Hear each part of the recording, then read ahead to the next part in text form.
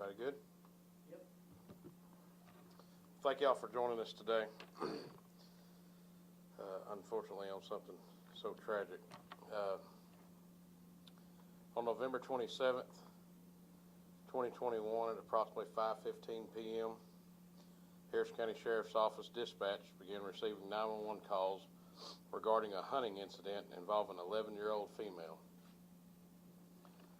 Further calls determined that the father accidentally shot his 11-year-old daughter at a hunting lease on Young Road near Hickey, which is northeast of Hallsville. The gunshot was with a high-powered rifle. Dispatch had a hard time keeping communication with the person. He kept losing his signal or whatever. The phone kept disconnecting. We had quite the trial of finding where he was. It was a cross between Young Road and Young Road. They actually used a siren as a sound device to help him guide us to him. Once HCSO deputies and medical services got on scene, they located an 11-year-old gunshot victim with life-threatening injuries. EMS and care flight was requested, but all emergency helicopters were grounded due to the inclement weather. Once we determined we could not get a chopper, the 11-year-old was transported by EMS, HCSO, Hallsville PD, state troopers, Longview PD, and Gregg County, I believe, blocked intersections so that the ambulance would not have to stop to try and assist her to get there a little faster. She was in a pretty bad condition at that time, and once at the hospital, was later pronounced deceased. HCSO investigators were called to the scene. The crime scene units were called to the scene along with the Texas Parks and Wildlife game wardens. We will be working this in conjunction with Texas Parks and Wildlife due to this occurring at a hunting lease and being, quite frankly, a hunting accident. My understanding is they had actually made it back to the vehicle at the time the accident occurred.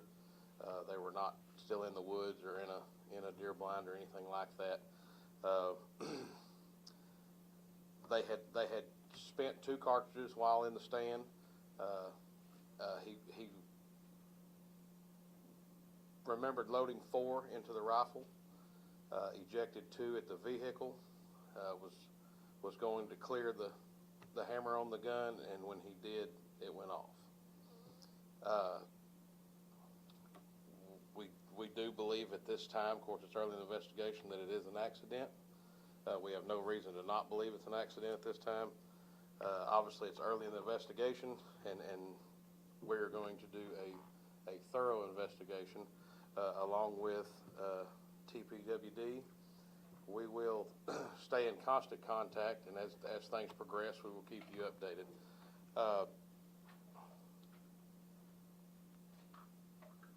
You know, a scene of this magnitude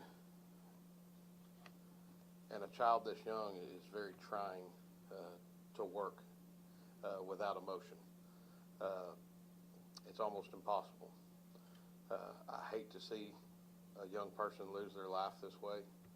I hope that this incident will bring light to many, many other families and kids and hunters and things like that to be aware of their muzzle and their muzzle safety and their awareness that treat all guns as they are loaded. Anytime a young person loses their life, it's tragic for everybody involved.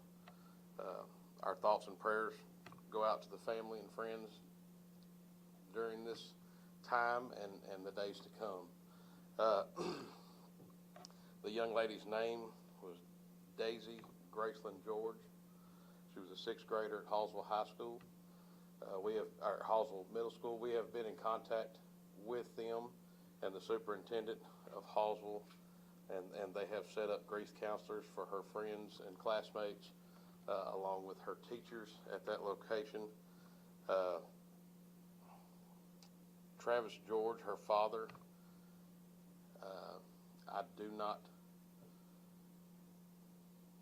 foresee, unless something changes, whether or not an arrest will be made. We will work the case completely and thoroughly. We will review the case with the district attorney's office and make a decision at that time if there's a need at all for that. Answer any questions?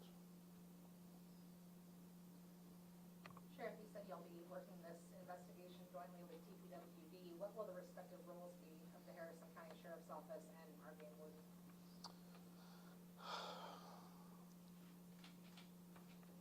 Equal as it can be.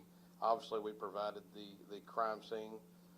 They have equipment we don't have. We have resources they don't have. So combining all those resources, I hope, will make a complete circle of the most thoroughness we can cover. As you know, they're limited. They're stationed just a couple to each county, and so what we can bring to the table is more hands-on. We actually have a crime scene unit here that process the scene and places to store all the evidence and et cetera. So I'm sure they will sit in on any interviews that are done, any further investigating. They were here this morning for the debrief. So, we'll stay 50-50 through the whole thing. And you mentioned also counseling services at Hallsville Junior High School for anyone who might need those. You also mentioned this being obviously very trying for your deputies and those who responded. Are those services, any kind of counseling services, also being made available to our law enforcement? Absolutely. I actually sent out an email this weekend advising all of our deputies who were on scene and just in their daily job. Anytime they have a tragic incident, they do know that they can. There are people they can talk to. It can be discreet if they so choose. But if they need a path to get there, we'll help them get there.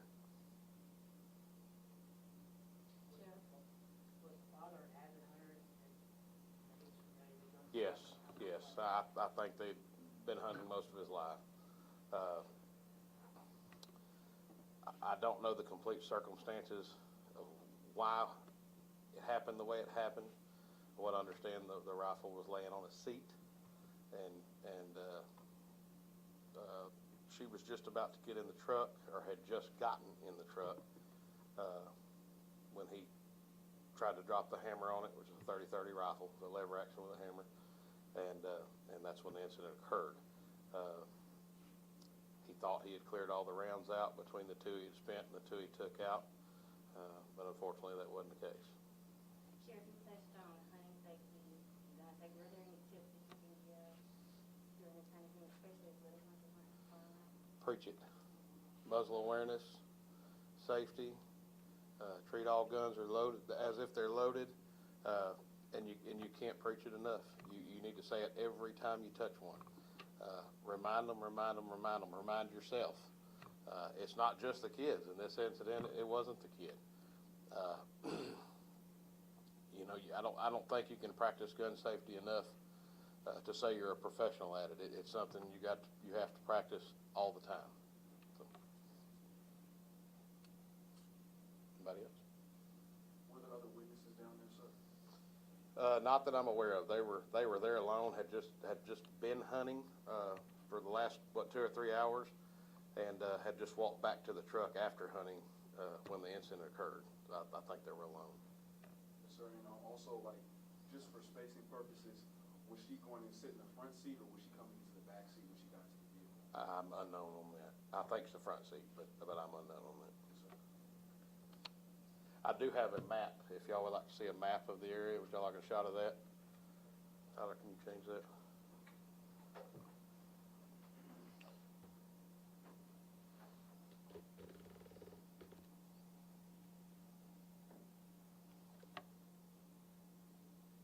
Matt, can you go back to the home plate? Top arrow, top back.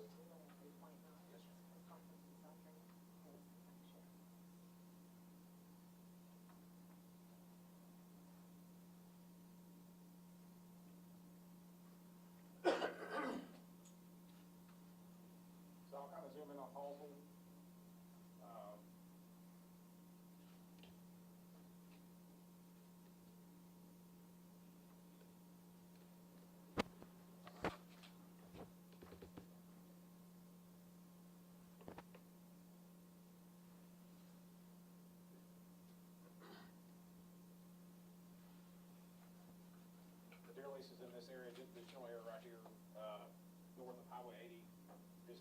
city limits of Hallsville.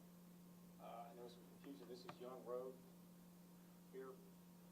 And like Sheriff said earlier, when the caller called in, our dispatch believed it would be Cal Young. And we later determined to be Young Road. And the nearest intersection to the deer hunting lease was Hickey Road and Young Road. This is kind of a general area where you can kind of pinpoint where the hunting lease is located at. Captain Owen, Sheriff Fletcher, you mentioned earlier today on KMHT that knowing your location when you're hunting is very important. Would you elaborate on that? You know, a lot of deer camps, deer leases don't have a 911 address. Knowing how many tenths of a mile you are from some road or another, whatever direction that is probably something good to not only document for yourself, but maybe even in the camp.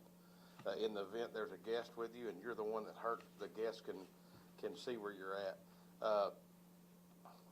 That being said, in this incident, he'd probably been there 100 times. But his adrenaline was up. He was panicking. He was scared, and you know, all those daddy creatures crept up, and he couldn't get it out between hollering on the phone and then not only that, continuously losing the signal and having to recall. I'm sure it upped his panic to another level. He was able to guide them in using the siren, and that proved to be very helpful. I wouldn't say we haven't done that before, but I would think now we'll probably go to that a little quicker next time we can't find where someone is. And like I said, we were guessing two different roads. Cal Young and Young are very close. We just couldn't determine which one he was saying he was on. Once we discovered it was in fact on Young Road, it zeroed in pretty quick. But Did you have to, or were you prepared to send units to both places, both roads? oh yeah, they were scrambling. They looking at this call sheet, there was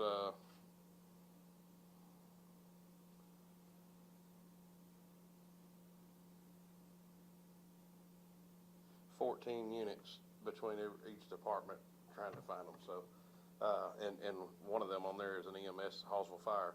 I think everybody was doing everything they could to get to them. She received treatment. I had somebody tell me faster than they'd ever seen, and she was loaded up and they took off. And once they discovered that the helicopter could not fly, everybody just went into another gear and immediately got her going. Blocking those intersections, there's no telling how many minutes that actually saved. But emotions, like I said, are running high, and most people there are mothers or fathers, themselves. The parents' worst nightmare, I think we did everything we could do. I think EMS, the medical staff, nobody balked on jumping right on it, and it did not wait. It's very unfortunate the way it turned out, and I hope we never see another one. I myself am a hunter. My kids hunt. I love spending time in the woods. I understand it completely. I love that my kids hunt, and we'll continue to do so.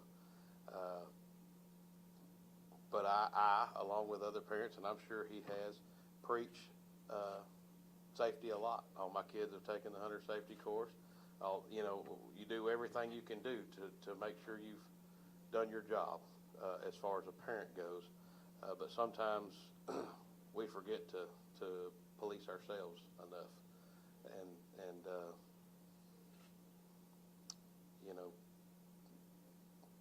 it brings upon accidents that you can't take back. So, like I said, our thoughts and prayers are with her and her family, her friends, her teachers, and everybody that was affected by her. We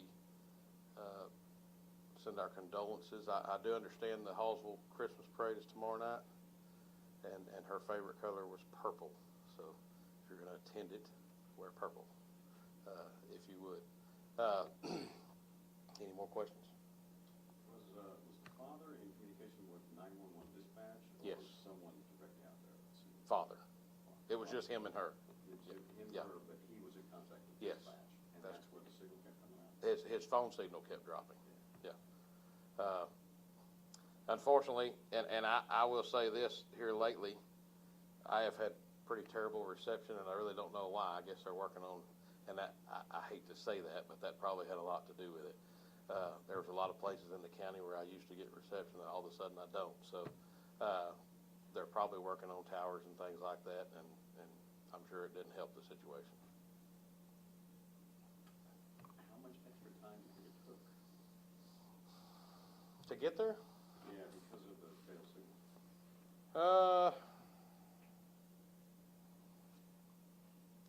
The call came in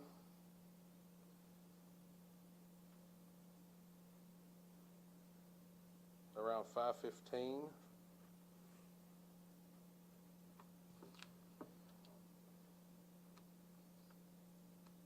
Looks like we had a unit there at 5:23. It's pretty quick, but they were already in that Hallsville area. We keep several units in that area. The response time was not a problem. It was just having the extra time of trying to locate exactly where they were. So about 8 minutes, I guess. It's a long 8 minutes in those lines. Anybody else?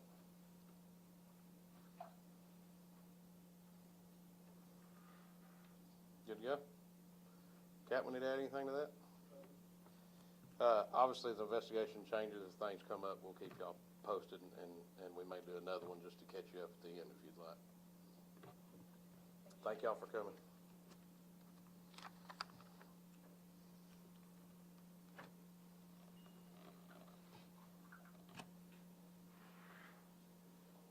So y'all know this is way easier than me doing these one at a time all day long.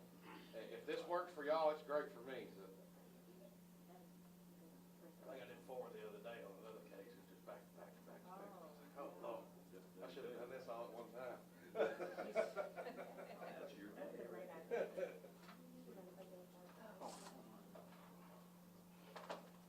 Did you have a question? You look like you wanted to add something. Oh, no, No? I just, Okay. it's just so sad It is very sad. that happened. And I have a daughter the same age. Of $0 copays on primary care doctor visits, virtual visits, and preventive dental care. Plus, $0 copays and deductibles on Tier 1 and mail order Tier 2 prescriptions. And a free gym membership with locations nationwide. So call United Healthcare about the variety of plans we offer, including PPO plans that let you see any doctor who accepts Medicare without a referral. Enrollment ends December 7th. Take advantage now. Call or go online today. If you're washing with the Bargain brand, even when your clothes look clean, there's extra dirt you can't see. Watch this. That was in these clothes. Ugh. But the clothes washed in Tide, so much cleaner. And if it's got to be clean, it's got to be Tide Hygienic Clean.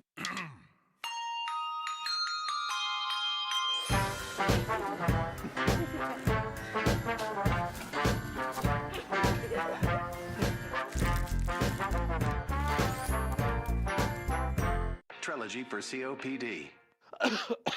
Birds flying high, you know how I feel. Breeze drifting on. If you've been by. playing down your COPD, It's a new dawn, it's a new day. it's time to make a stand. Start a new day with Trilogy. And I'm feeling good. No once-daily COPD medicine has the power to treat COPD in as many ways as Trilogy. With 3 medicines in 1 inhaler, Trilogy helps people breathe easier and improves lung function. It also helps prevent future flare-ups. Trilogy won't replace a rescue inhaler for sudden breathing problems. Tell your doctor if you have a heart condition or high blood pressure before taking it. Do not take Trilogy more than prescribed. Trilogy may increase your risk of thrush, pneumonia, and osteoporosis. Call your doctor if worsened breathing, chest pain, mouth or tongue swelling, problems urinating, vision changes, or eye pain occur. Take a stand and start a new day with Trilogy. Ask your doctor about once daily Trilogy and save at Trilogy.com.